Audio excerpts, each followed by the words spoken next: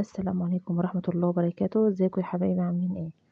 النهارده هنعمل فطار النهارده سمك سنجاري ورز حبة وحبة وسلطة خضراء.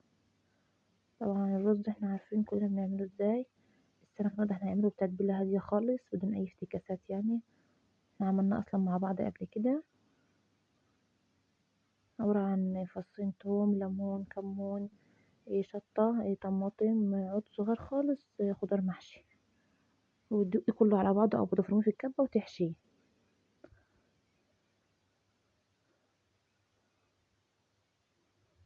الفطار ده ما خدش مني ساعة في المطبخ. انا خلصت بقى، تعالوا افطروا معانا.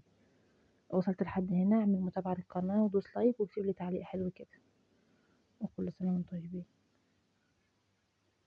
عملت كمان طحينة. شوفوا السمك شكله عامل ازاي.